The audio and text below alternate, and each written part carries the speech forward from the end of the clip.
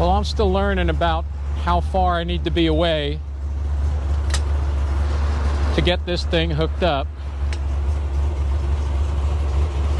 So, not turning it off yet till I figure this out.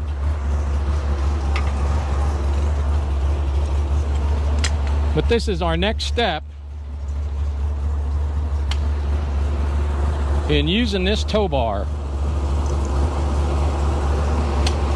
And I am not close enough. So, we learned something. We're going to have to start judging probably by how much I can see of the back bumper. Bring it up a little closer.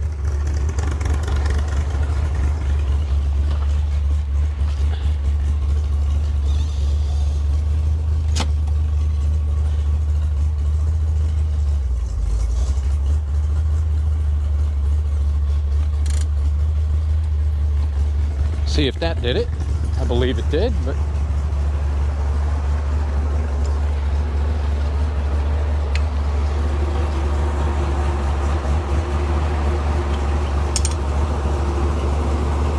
looks like we have done some magic here. Now,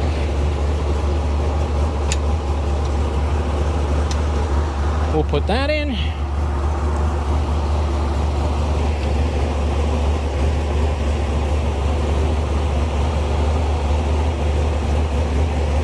Sorry if the engine's a little loud, but it's a loud engine.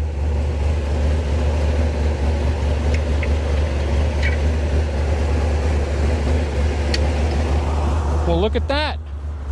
We're hooked up. I guess I could turn it off now.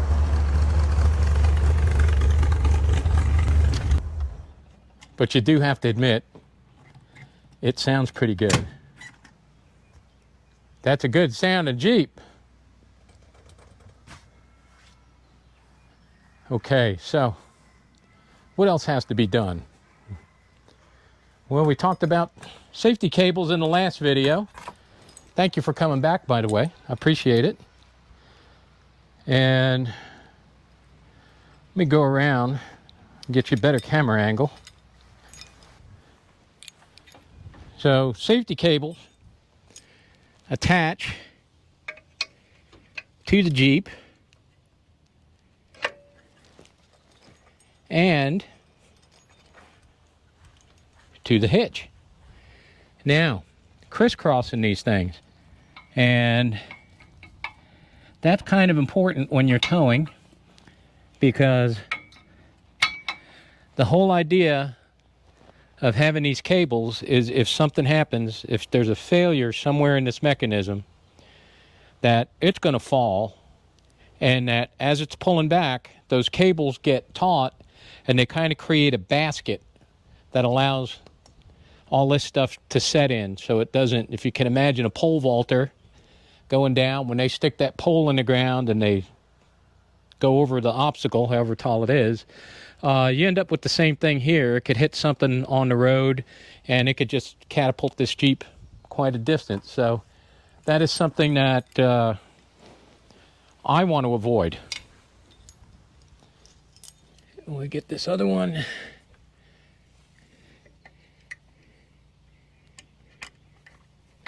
There, that's in.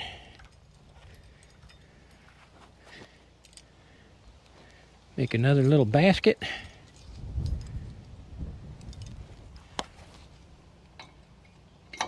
Okay. And these coil cords are nice because they'll keep themselves up off the ground, which is a nice little feature to have. And now here's the breakaway that we put in, which will connect here. And then that will connect also to the hitch. So now we have our breakaway. So if any of this, if it does break loose, the pin will pull out and we will get a full braking effort from the Jeep when we're towing. But now we have to hook up the brake buddy. So let's see how that goes.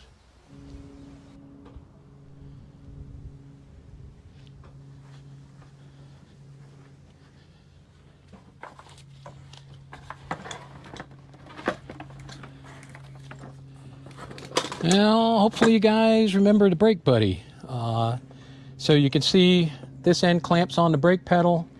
This end goes up against the seat, and it's essentially a pneumatic device. You can hear a compressor kick on, and it uses air pressure to actuate that rod and apply the brakes. So we're going to get this hooked up and see how it works.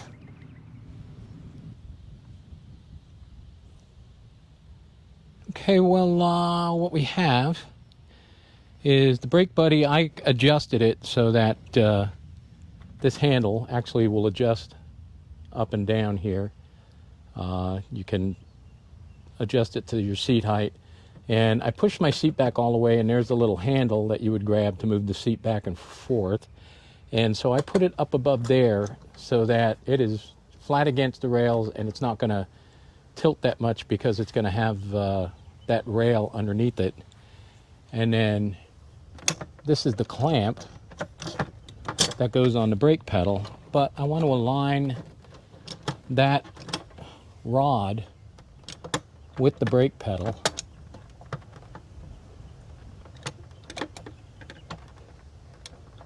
And I can't see what's going on here, so I want to make sure that you guys can see it.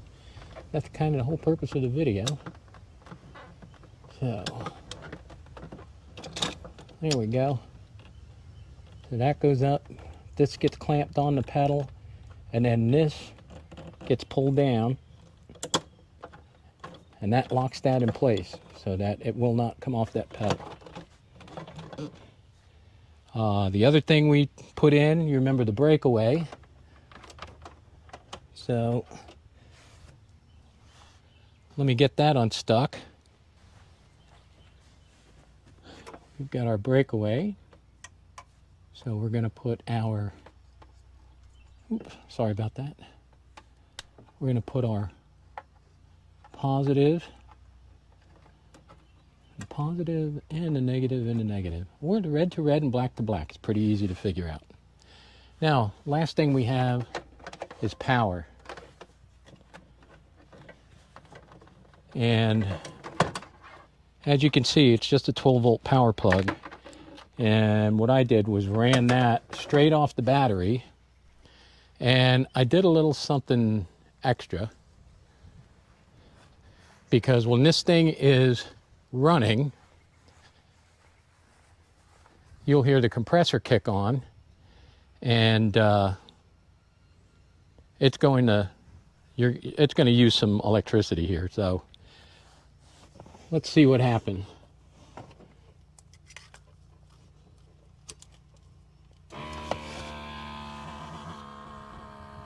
Okay, I think you guys can hear that pumping up. But one of the things I did was to put in a battery disconnect switch, which I didn't even know they made.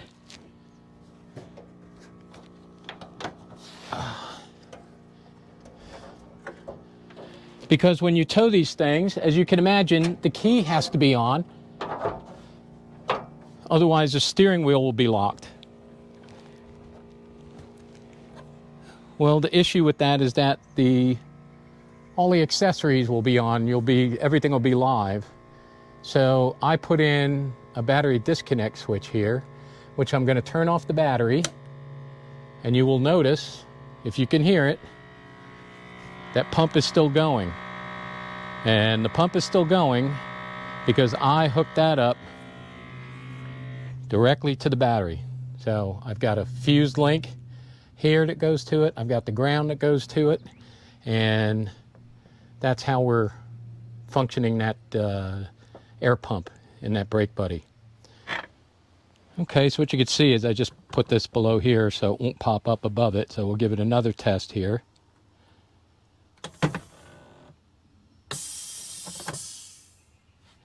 And yes, that's the way they're designed to work.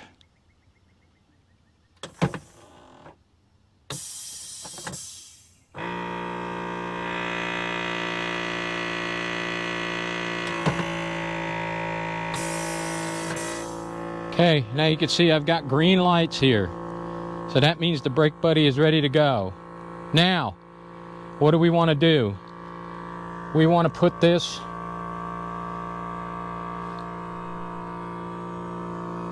transfer case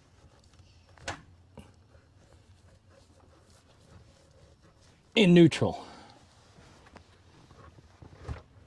Okay, the transmission you want to put in first or second gear, and I know that people will tell you that both of these things should be in neutral, but if you look this up, that's not true, because you have to have your transmission in gear with this in neutral, because when you're towing, your rear drive shaft is still going to spin. And if you don't have it in gear, your drive shaft is spinning in the transmission, but it's not getting any oil lubricating it. So with it in gear, you're getting oil splashed around all the gears, keeping it cool, keeping it lubricated, but it is not connected to the transfer case. So that's what we've got going on right here. Okay, now the last step to this is our alert system that gets plugged in here. And you can see I have a green light down here, if you can see it. But that will tell me anytime this brake is in use, and it will light up to tell me how much force is going. So we're going to give this a try and see how things work for us.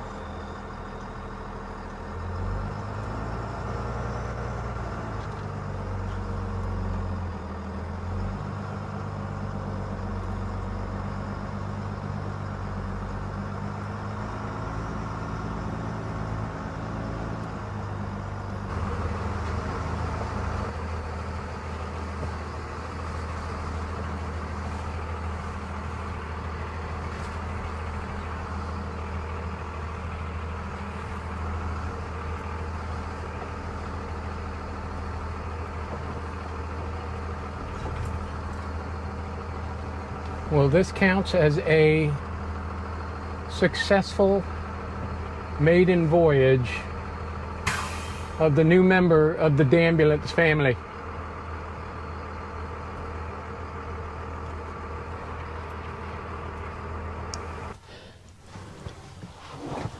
Well, what do you know? That's all it takes to hook up a tow bar.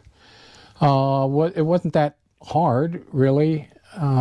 Just basic tools and kind of figuring out how things are supposed to work. YouTube videos, as always, are a great thing. So thanks to YouTube and some of you guys out there that have flat-towed Jeeps with your RVs, because it was very helpful.